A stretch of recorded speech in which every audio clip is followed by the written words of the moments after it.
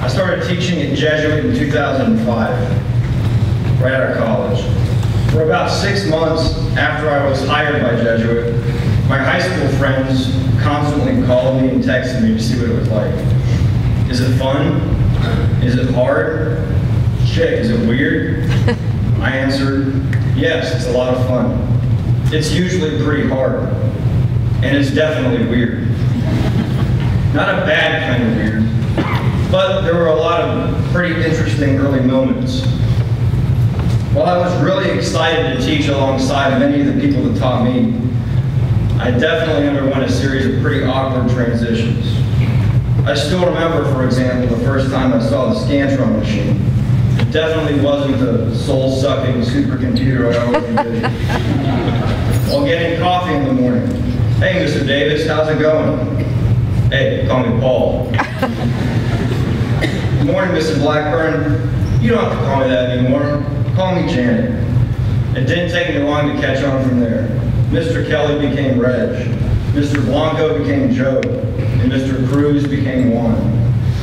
There was one teacher, though, whom I could never address by first name. To me, he always was, is, and will be Mr. P. I first met Mr. Peloquin in the fall of 1997, when I was a freshman in Latin 1. I remember signing up for Latin and being really excited. Someone had told me it would really help my SAT scores, and that it was just a lot of simple memorization. It did, and it was, but nothing could have prepared me for Mr. Peloquin.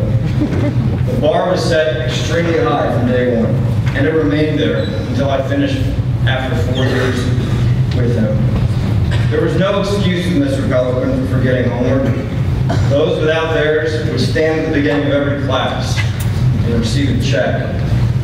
If you were caught with only a partially completed assignment, you stood and received one check for missing work and another for deception.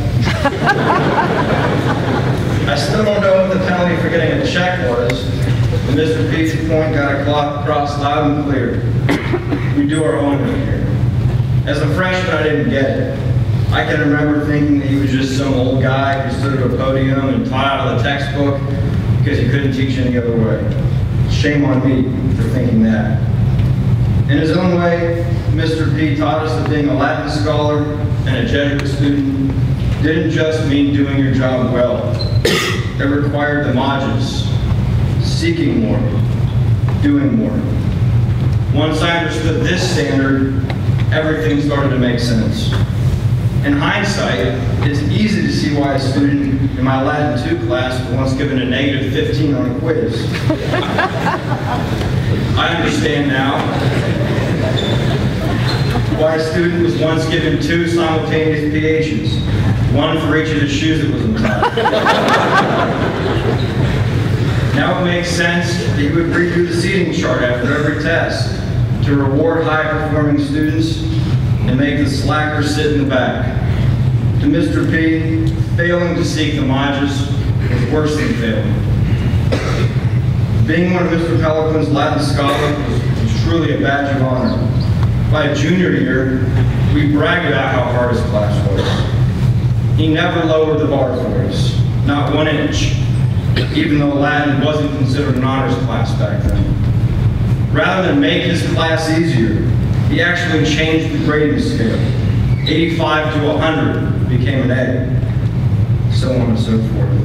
The grading scale, that was negotiable.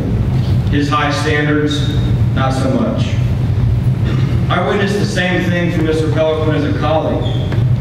Showing up every morning, seeing him at the copy machine, his old school briefcase wide open, hard at work, that motivated me to work harder.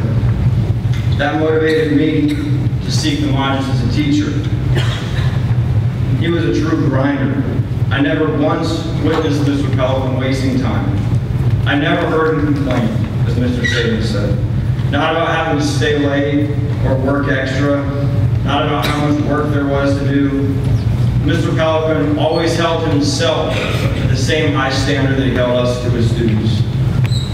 Aside from him quickly grading and returning assignments, I never saw this side of him as a student. I never realized how much work he put in to class every day. I never heard Mr. P let on when he was stressed. He never complained about kids these days being lazy. He did his work well. And when I asked, "Hey, Mr. P, how's it going?" he'd always respond in the same cheerful way. "Hello, Michael. I'm just trying to keep them working hard." Those simple exchanges, usually in passing, encouraged me as a teacher and pushed me. Even as a teacher, I found myself wanting to work hard and not let Mr. P down. Mr. P, thank you. I am who I am today, thanks to the many lessons you taught me.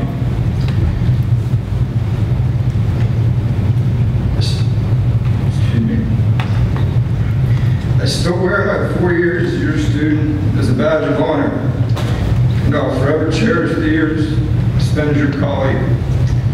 You have no idea how much you impacted me as a student, teacher, husband, and father.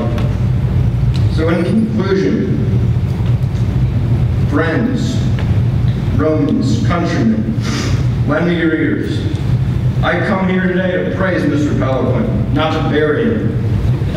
The good men do lives after them, and so let it be with my Mr. P, for he is an honorable man. Let us honor him by seeking homages in everything we do, as he did every day for 41 years. Thank you.